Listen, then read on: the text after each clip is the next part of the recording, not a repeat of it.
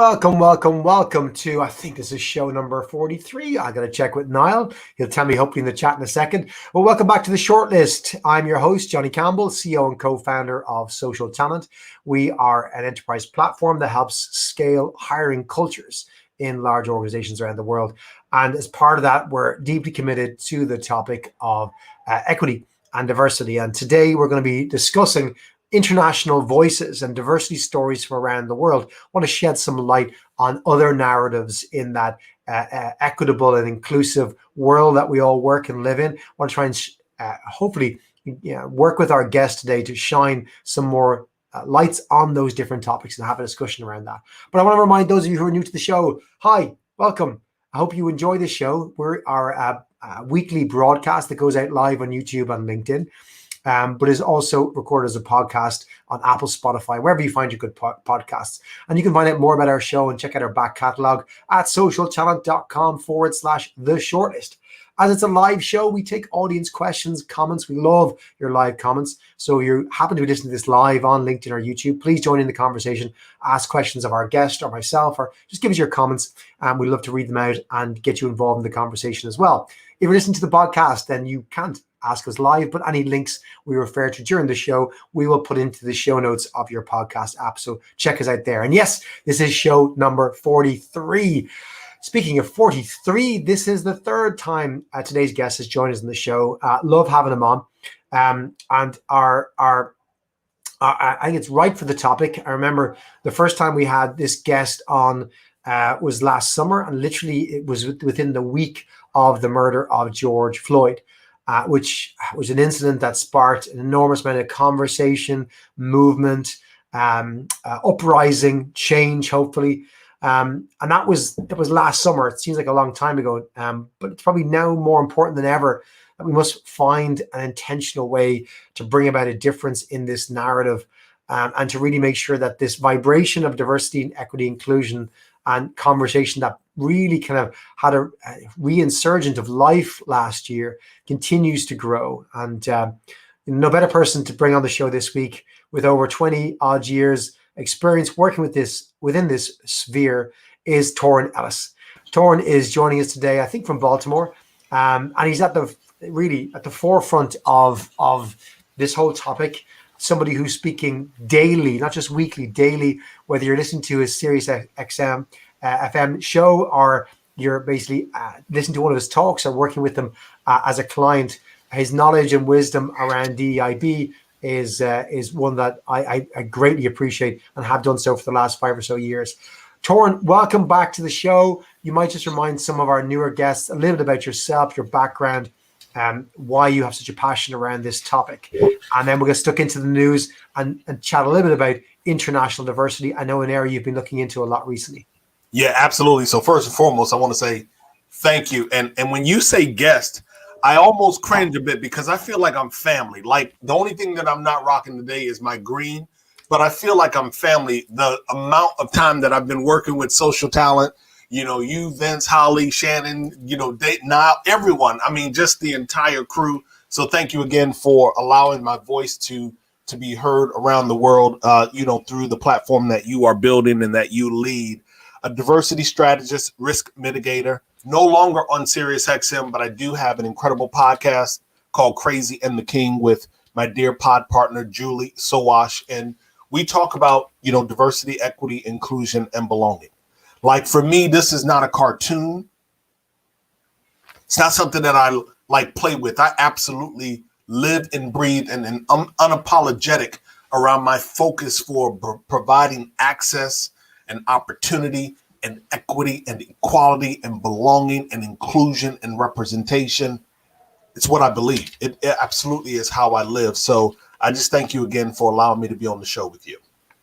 Torin, there's lots of stuff we could have dived into because unfortunately this is an issue that continues to burn around the world because it isn't solved. It's nowhere near solved in many aspects. So I want to dive straight into the news. I'm going to tease out a few articles to get your thoughts on and have a discussion about things I think our audience will hopefully find super interesting. I was really Really intrigued to find out these different international stories you might not have heard before if you're a listener to the show. If you've listened to this topic and listened to it all over the world, you still might not have come across these topics and new issues. And that's what I really want us to try and get into here. So let's go with the first of this week's news stories. Over to Niall.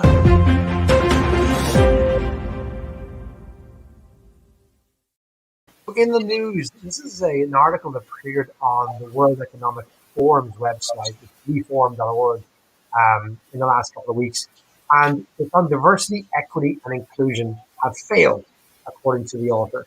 How about belonging, dignity, and justice instead? And this article was authored by a woman called Ada Mariam Davis, founder and CEO of a company called Dehumanizing. And if I'm reading this correctly, because I found this fascinating, Torin, right? This is the one that really made me think the most. It made me stop and think, hang on a second, has DE&I failed? I thought there were actually some really interesting points in this. I'll maybe just give a quick summary of my take on this and then hand over to you, Torin. One of the things that really hit me was the author's accusation that a lot of effort put in by corporates into DEI efforts is really just about avoiding litigation. And that's really the big thing is you got to be seen to be doing stuff because otherwise you face litigation. And I don't think there's many people who think like that, but there could be that corporate mindset. It made me really be a bit more skeptical and think twice about some of the efforts I've seen. And really, do organizations really believe this, or is it something that they're just doing because it's good to put money into it? I mean, at the top level, the budget goes towards that. I don't believe that the people involved in executing it are doing it cynically. I think it made me think. But the second piece was her argument that we need to look at belonging, dignity, and justice. And I got a sense of what she was talking about. But I still felt like I just didn't really know what the difference between BDJ was from DEI and why it was so fundamentally different. And again, the cynical attitude I probably took from the author's opening few paragraphs made me think, hang on a second, is this just somebody swapping out an acronym for their own purpose? But I believe you have a lot more color to this story you can give to us, Torin. Yeah, so first and foremost, I'm going to go back to the piece around box checking and litigation. And, you know, the numbers, they kind of fluctuate each and every year. But, you know, for the better part of the last decade, the number is around $8 billion that is spent on, you know, corporate diversity bias type training. And I would actually push back a bit and argue with you that, Johnny, a number of people actually believe that. Like there are, because keep in mind, when we say it's the corporation, well, people make up corporations. And so there are a number of individuals inside of organizations that simply say, let's just do a training.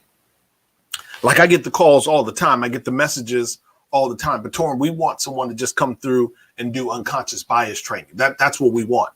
And when I give them a proposal or give them a suggestion as to what it should look like for them to really dismantle and do a forensic discovery of what their organization looks like from a diversity, equity, inclusion, and belonging standpoint, that's not an investment that they want to make.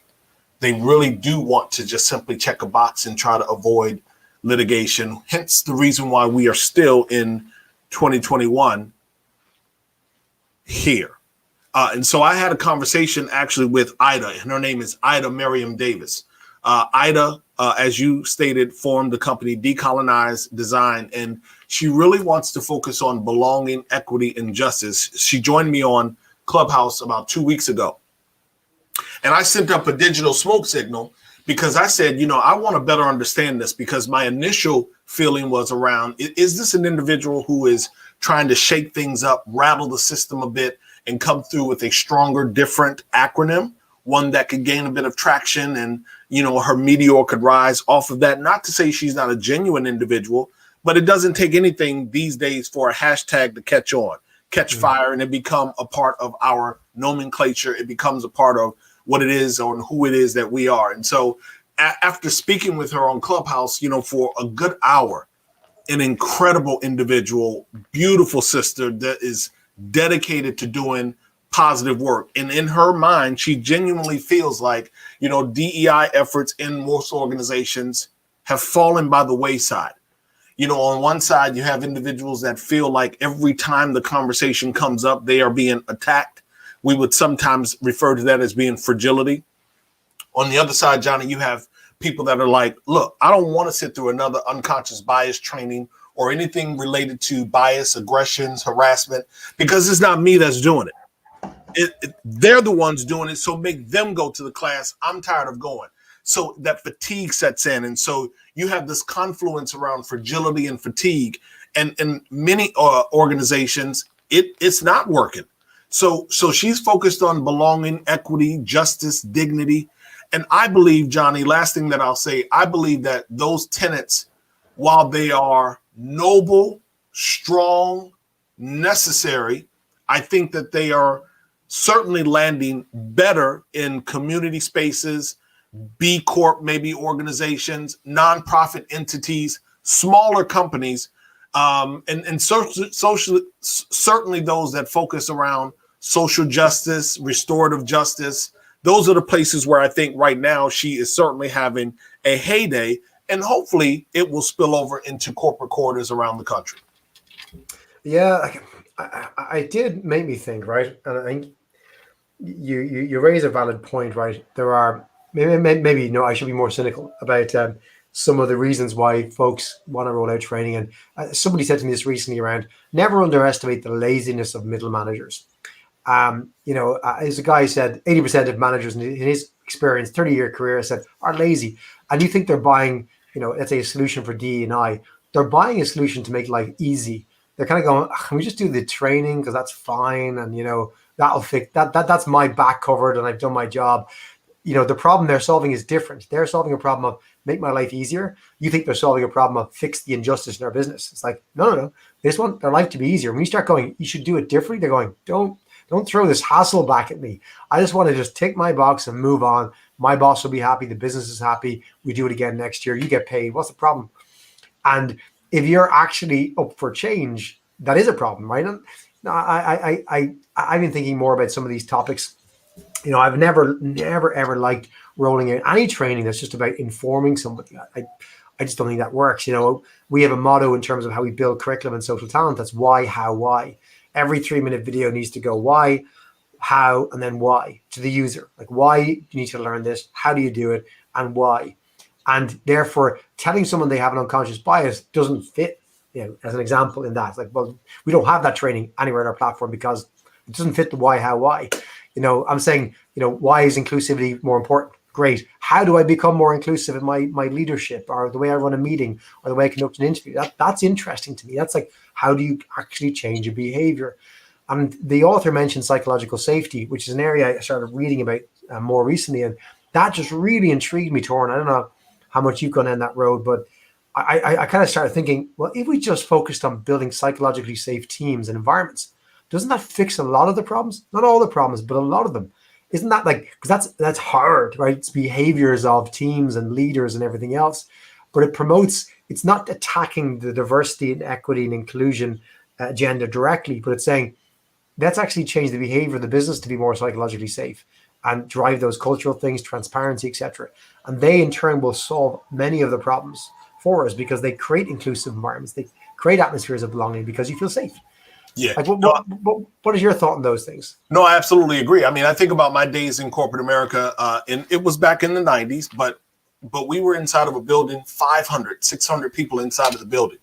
And we were all broken into teams of about 18 to 22, maybe 23 people. So that gives you an idea of how many different teams were inside of our building.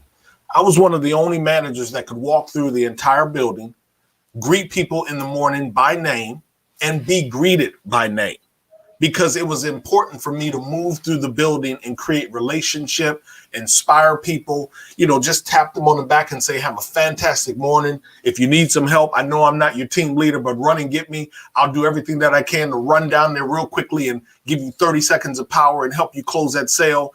But we just built relationship. And now you can imagine if I'm doing that in a building with 500 or 600 people, my team was like a family. What did I say to you when I opened up? Family. I don't want to be a guest. I'm like, I treated my team like family, and they in turn did the same with me. We had the most efficient team in the building. We had the most tenured team in the building, most tenured team across the entire. My average person was with me for 2 years. Well, conversely, teams were losing people every 6 months, every 9 months, every 12 months. I still have friends today that were on my team 20 years ago.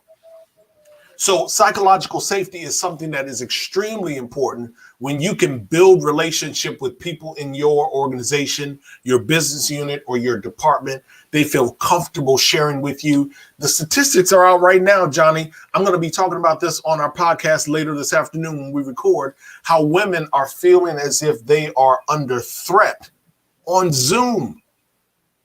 How is it that you feel? Somebody is doing something wrong if women can't get on Zoom calls in certain organizations and not feel safe. That's poor leadership. And if I was the leader of those leaders, I'd absolutely correct that problem immediately. And I have no problem reprimanding individuals, holding them accountable, putting them on a personal development plan. And if you can't meet those metrics, I find you another destination. Period. So it's not that hard, Johnny. To me, it's not that hard to show humanity and build relationship with the people on your team. And anybody who is out there viewing, if you find what I'm saying and what Johnny is suggesting to be an issue, at me. Get on one of the social media platforms and send me an @ so we can talk about that. I need to understand, why is it that you have a hard time creating relationship and connectedness to the people that are in your business unit and your department? That makes no sense to me. Speaking of humanity, I want to jump into our second news article here, Torin, which was kind of shocking, right?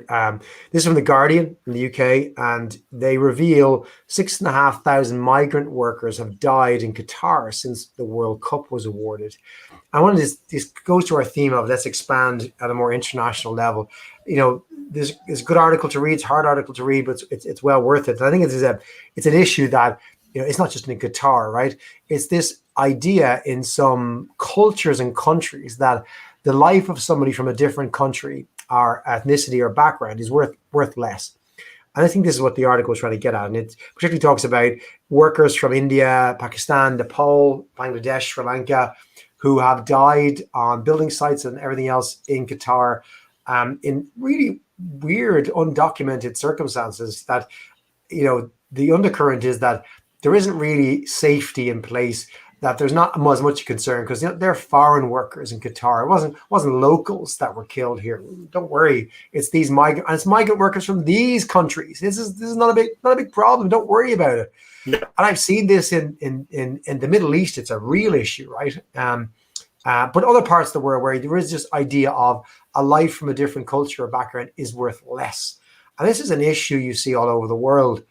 How do you deal with this? Like, what are good ways to kind of fix this? Like, what is the problem? Like, how do you address this issue? Because it can be so cultural in a country. Yeah, and one other additional fact to that story, I think it was like 2018 that they passed some legislation that said that at minimum, we need to pay these migrant workers $275 per month. That was 2018. So just 3 short years ago, they brought them up to $275. So what I say to myself when I saw the article, I asked myself, what is it that these people were dying for? If now you are paying them $300 per month, what were they dying for? What are they dying for? So again, baffling to me, whether it be in Qatar and the disrespect and lack of concern for life there, or the way that we treat migrant workers here in the U.S., the way that we have policy from the U.S., a bomb being dropped over in Palestine or Israel, that to me is like extremely important. Having babies locked up in cages on our border is extremely important because we are indoctrinating individuals. We are seeding in individuals' minds that for some reason, those individuals are less than we are. Let's see if we can keep people arguing about immigration and, yet folks saying, I'm not trying to go work and listen, I've picked corn in the Midwest when I was growing up. I don't want to work in a cornfield. I don't want to work in picking strawberries and tomatoes. I don't want to do that. So I don't understand why it is that we tear people apart politically with these straw hats, as far as I'm concerned, or straw man arguments, as far as I'm concerned. But then we don't care about their life. Like, that's the shit that's like, it's baffling to me, Johnny. And to know that 6,000 people have lost their life and it's just now being talked about, that's a problem. And so how do we address that? I think we do a better job of making sure that, and this is somebody who's sitting tens of thousands of miles away from Qatar, but I think we do a better job of, as a global economy, as a global, community, saying we got to make sure we get this information back to these respective countries. This is what is happening. You're making that journey up to work, to perhaps take care of your family, but this is what's happening. We got to make sure that that voice, that story, that narrative is being deposited in the respective geographies around the world, so that people are not being taken advantage of, and that the individuals in Qatar, a very wealthy country, will hold themselves to a higher regard. They'll hold themselves to a much more decent and I guess standard of humanity than they have in the past. That absolutely is. And the other thing that I think we can do, World Cup is extremely big for you all over in Europe. And certainly for some folks here in the U.S. I'm not a person who watches soccer, so I couldn't tell you one team versus another team. But if I was a person who watched soccer, I wouldn't be watching it. I haven't watched an NFL football game in 5 years. So I can tell you, I'm not a person who just talks about what it is that I believe in. If I knew that stat like I know it now, I would absolutely boycott the World Cup. There's no way that I'd be supporting them with my eyeballs or with my money. So what I think is, personally, I don't think it's about boycotting the World Cup. I think it's about, addressing the wider issue, which is that when somebody doesn't understand or have exposure to someone else's culture, they can tend to see them as lesser and different. And what I've seen is that if you've broken bread and sat down for a meal with a family from a different culture, you cannot help but see them as exactly the same as you in every single way. But if there's somebody you've never been exposed to, you've never, sat down with a family from Sri Lanka, or you've never sat down with a family from Pakistan, you don't know anybody in that community, all you know is your own people. Much easier for you to look at, read books and look at movies and TV shows and go, look at that, look how they live. It's different. We Catalina Hernandez from EY on the show last month with her colleague Matt Jeffrey in EY. And Catalina talked about how she grew up as a Colombian immigrant into the United States, and she faced, that kind of racism, essentially, where people would make, small comments, snide comments, remarks, and this is in large firms and so on and so forth that she worked in. But she kind of said, it was obvious that she was different and people had a different attitude. They didn't see her as just another person in their 20s who just started the firm. She was the Colombian girl, and that's you're the Indian worker, you're the Sri Lankan worker, you're not the same. It's just pulling that label on somebody. I think it comes from just not having the exposure. I don't think people are bad inherently, but if you haven't had that exposure, it's very difficult. It's very difficult to get over that. I think the more we can do to try and increase that exposure is important. We've got someone supporting you. Ryan Grogan is posting on LinkedIn thinking he's thought long and hard about boycotting the World Cup. Big football fan, traveled to Rio de Janeiro for the World Cup in 2014. But, again, making people think about, how can he enjoy the World Cup while being aware of the thousands who lost their lives? And to Ryan's point, Johnny, it's not an either or proposition for me. I absolutely agree with you. The proximity is extremely important. The sitting down and the breaking of bread and sharing of conversation and story, extremely important. Understanding culture and how you move, don't move, things you believe in, absolutely important. But we cannot dismiss and minimize the impact of capitalism. Qatar is enjoying and benefiting from the World Cup from a capitalistic standpoint. They may use a different phrase, but the bottom line is there's a huge influx of revenue that is going to come into that country. And if we now began to say, look, I'm not supporting the World Cup. You can build all of the stadiums that you want. You can do all of the road improvements that you'd like. You can throw up all of the inventory in these businesses. It's all going to be for naught because of how you have treated the workers that are coming into your country, building all of this up. It should not be an either or proposition. So you're right. Like you talk about, we had Salma on the show a while ago talking about being an ally. FIFA need to be an ally to the workers who are being killed and go, we have the power to stand up on your behalf. Absolutely. We can exert our weight and control over a whole country to go, do you know what, bring in regulations, increase minimum wage. You don't get the World Cup.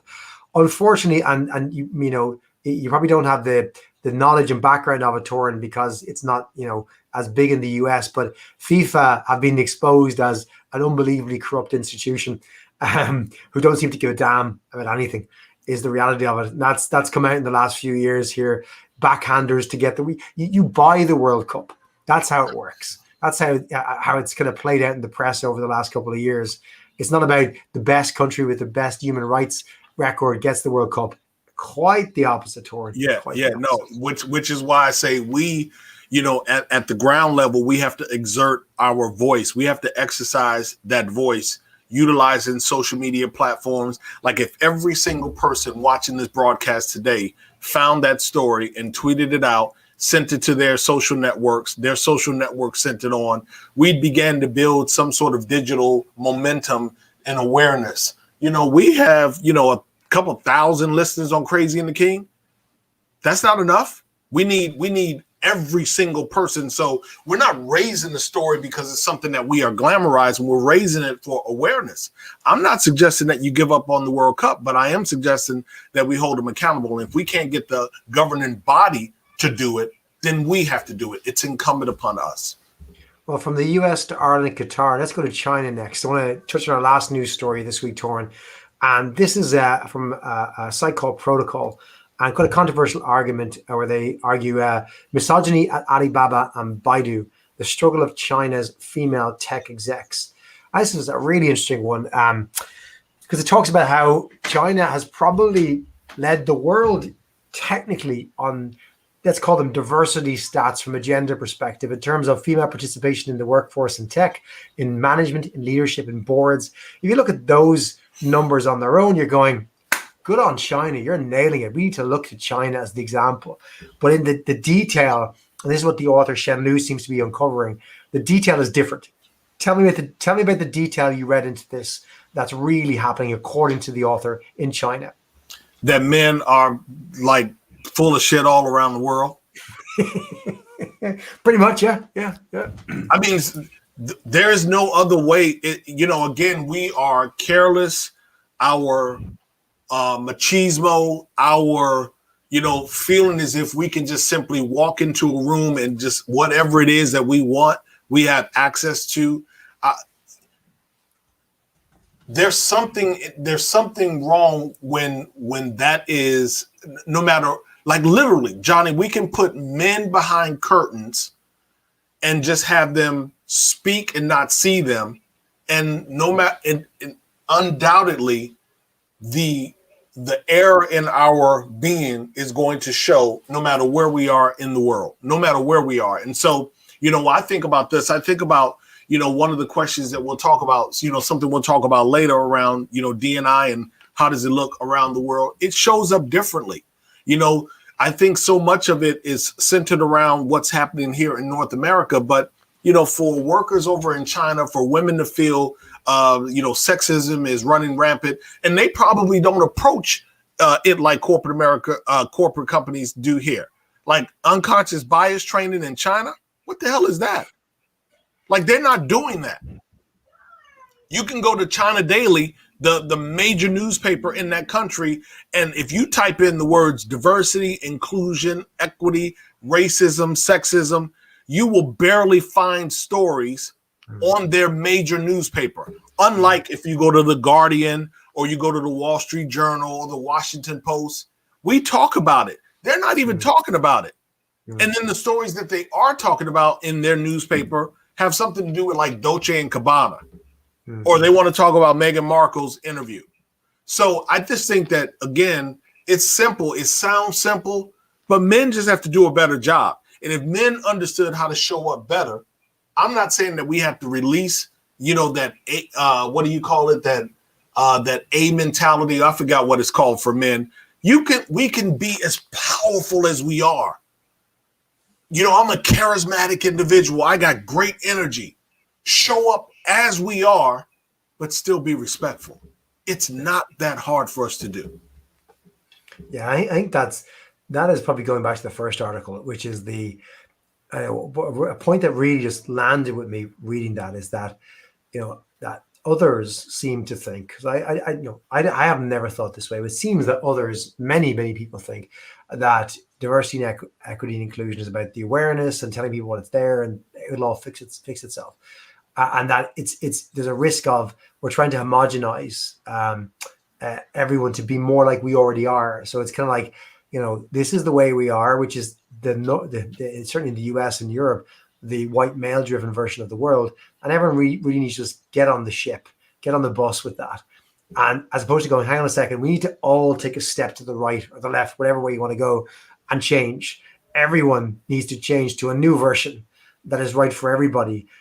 Others shouldn't assimilate to what the heck we have, this white male dominated view of the world and running organizations. We can have white males, we can have black females, we can have all sorts of people in this, but it's not one world that we all need to lock in. There's a new version, and it's built on that dignity piece, on equity. And I've really tried to see this over the last few years, even in my actions, as a leader, where you're kind of going, right, how do I act in a more inclusive way? Whether, I'm not thinking about how do I act more inclusively for the person who's, from India in the room, or the black person, or the woman. I'm going, hang on a second, how do I act in an inclusive way? It doesn't matter. Like, you look at the international piece of it. There's all, as you said, there's loads of different angles in different countries where they prioritize things, but truly being inclusive and that mindset of dignity, you ignore all those different labels, because that doesn't matter. It's just being fair, being equitable, treating people with dignity. Let me tell you, Johnny. I love men's scents. I love cologne. Love it. I actually purchased my cologne from this particular store where the owner is from Pakistan. And it probably took about 1.5 years, 2 years of my being a customer before I was comfortable asking him a question. And the question was, in your country, it's not appropriate for me to touch your wife. So when I would walk in the store, I'd shake his hand. He'd always bow. I'd bow. Just it's part of who I am. There's nothing to it for me. But I would notice that the wife would always be afar. She'd be ajar. She's never really within proximity of me.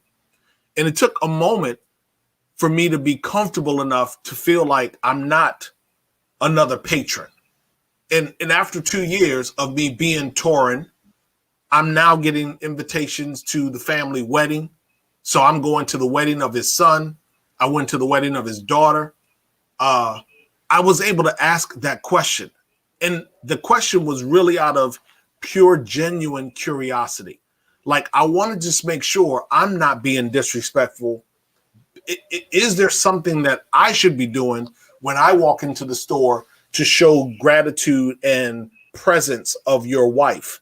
I didn't want to ignore her. I knew I wasn't supposed to touch her, but I'm trying to learn, is there something more or different that I should be doing? And he said, no. He said, you're fine. You're perfectly fine. It's that curiosity. It's not because he was Pakistani. He could have been anyone. I try to figure out, like you just said, how do we be more human in all of our scenarios? That's purchasing cologne.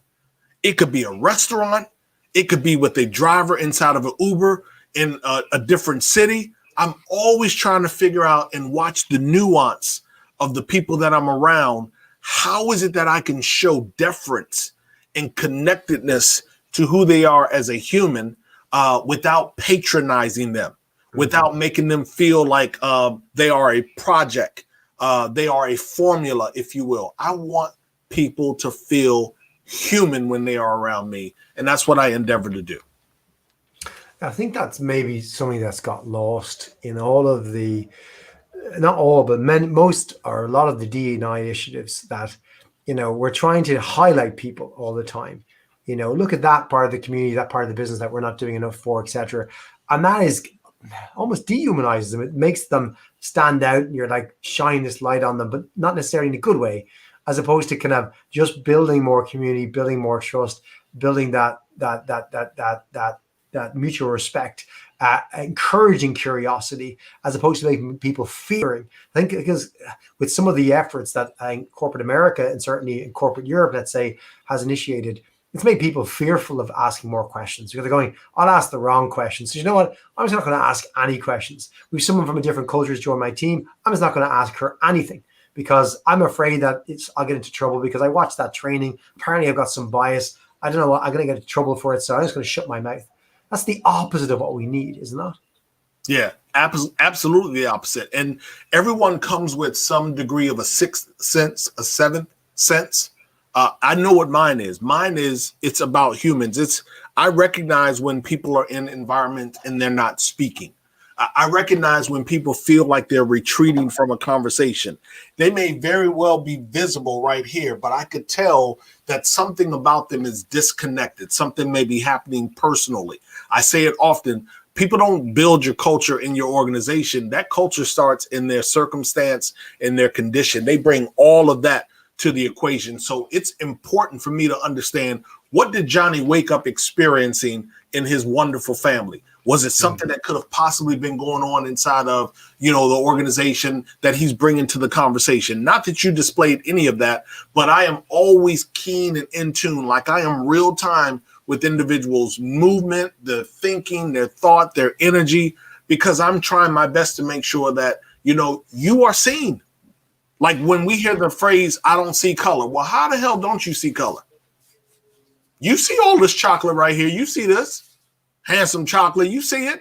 I know you see it. I need you to see it. I want you to see who I am. I don't want to be invisible. I don't want to make people feel invisible. And you're right, Johnny. I think that we've lost, behind the charts, behind the HR technology, behind all of the people analytics and the employer branding, we've lost the part around humanity. Just show up and be a human. And trust me, you will find yourself far better along in this journey. So what do you think, Torin, as we begin to kind of come to a close, why do you think some of the, maybe we've touched on a couple of international stories here, why don't they get as much traction? Why is it so dominated by the US narrative, which is, from my experience, largely about two things, which is gender and race, when there are so many other areas and so many other issues to deal with, and maybe not even issues we talked about, just the kind of common humanity. Why do you think these international stories and international issues don't get as much traction these days? Yeah, I don't know, Johnny. And I knew you were going to ask me this, so I don't want to seem as if I'm just a smart, all-knowing individual. But I went out and I pulled the top 10 newspapers around the world. Of course, I mentioned The Guardian earlier. They do a great job of talking about D&I related issues.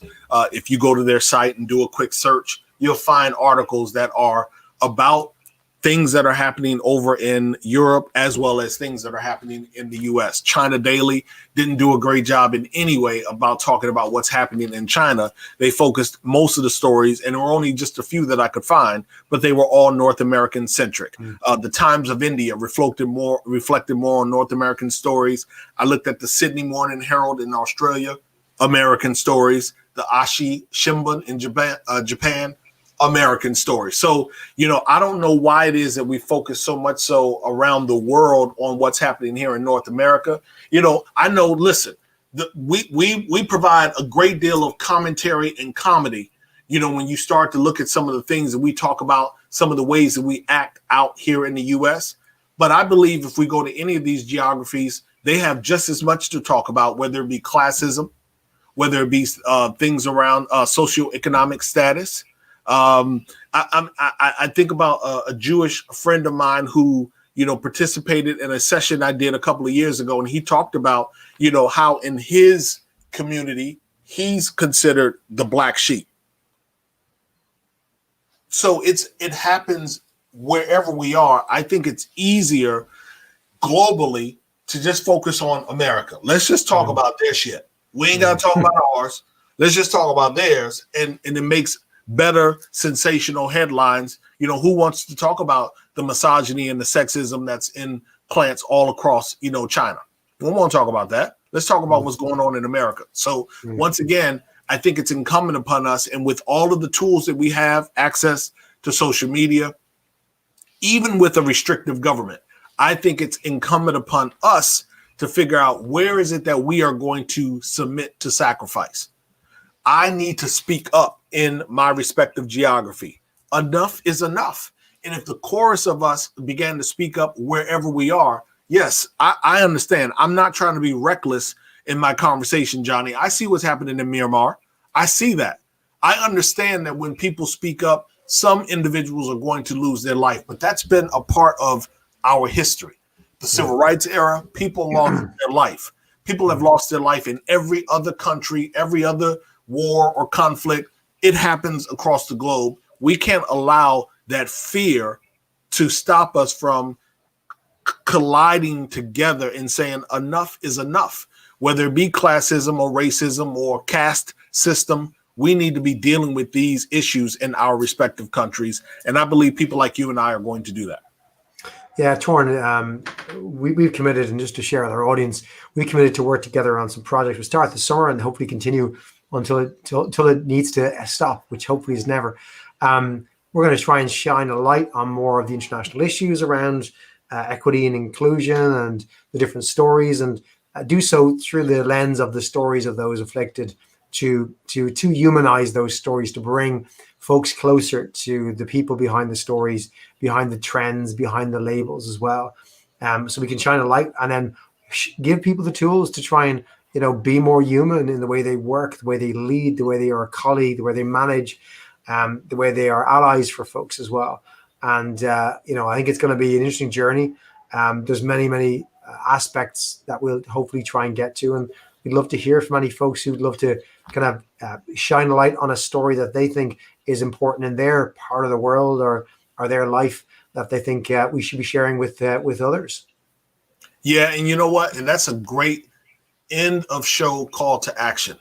I want every single individual that's watching, go find one of the stories that we talked about today, put it out there on one of the social media platforms and tag me so I can share it. And the challenge that I've been giving people in 2021, Johnny, and I'm going to be consistent about this. The challenge that I have is I want you to post these types of stories and see how many people in your network like them, share them, comment on them. Or is it that they only comment on entertainment, buffoonery, shenanigans?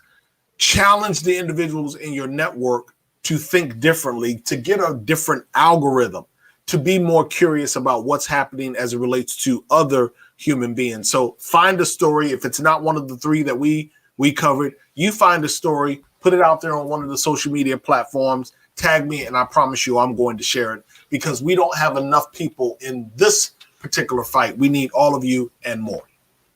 Yeah, in a week where folks might be tempted to post an opinion or a comment about the Royal interview on Monday, as one of my team said, a billionaire interviewing millionaires about how hard life is for them just doesn't ring terribly true.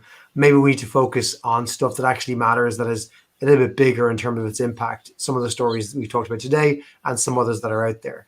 How can you use your voice? And are you using it for something that's frivolous or something that can actually do some good? Torin, I'm going to ask you to close maybe with a piece of advice. You've left 2 pieces of advice on our shortlist so far in our 43 odd episodes. I'm wondering if you can leave us one more today. So 17 million people watched that billionaire interview those millionaires. Probably the most watched show here in the U.S. since the Super Bowl. And what I would say is I absolutely agree with the teammate who raised it. I didn't watch it. And I'm not casting, dispersion on any of those who did. But my question and challenge to you is, what do you do now? Now that you've seen or heard what they had to say, what do you do now? What is it that you do now that you've heard Johnny and I exchange, covering these particular stories? What do you do differently now? And so if you're not willing to raise your voice, then you are complicit. You are a part of the issue. And so the last thing that I'm going to say is, bad will be the day for any man or woman when they become absolutely contented with the thoughts that they are thinking, with the deeds that they are doing, with the life that they are living, when forever beating at their soul is some great desire to do something more, to be more, to give more, because you are a child of the Most High God. Do something different. On that note, Torin, thank you. It's always great to have family back on the show. We'll have you back again soon. Torin, thanks for joining us. Next week, we're going to be having a week off because it is St. Patrick's Day in Ireland, speaking of different cultures.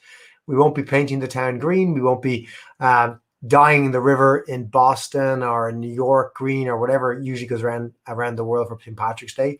We'll be wearing green, locked in our homes here in Ireland as we continue our lockdown for a few more months. But please do rejoin us in 2 weeks' time. And that's going to be on the 24th of March, same time, 4 p.m. UK time, which will be 11 a.m. on the East Coast of the US, 8 a.m. on the West Coast. We're going to be talking about inclusion and cohesion, leadership in a time of change. And Simon Haig, who's co-founder of Inclusion and Leadership, who's from Ireland, is going to be joining me on our show next in 2 weeks' time to talk about, leadership in a time of change. How does that look? And Simon's and being an expert in this and lectures on this and writes about this and broadcasts on this regularly on LinkedIn and elsewhere and in universities and in corporates, has got a wealth of experience and knowledge, fascinating individual to hear. I'm looking forward to Simon bringing the conversation on a little bit further to talk about the role of leadership in driving more inclusivity. So join us in 2 weeks' time on the 24th of March. Until then, Lá Féile Pádraig, and I'm going to wish you in the Gaelic language of Ireland, Slán go fóill, and thanks for listening. Take care.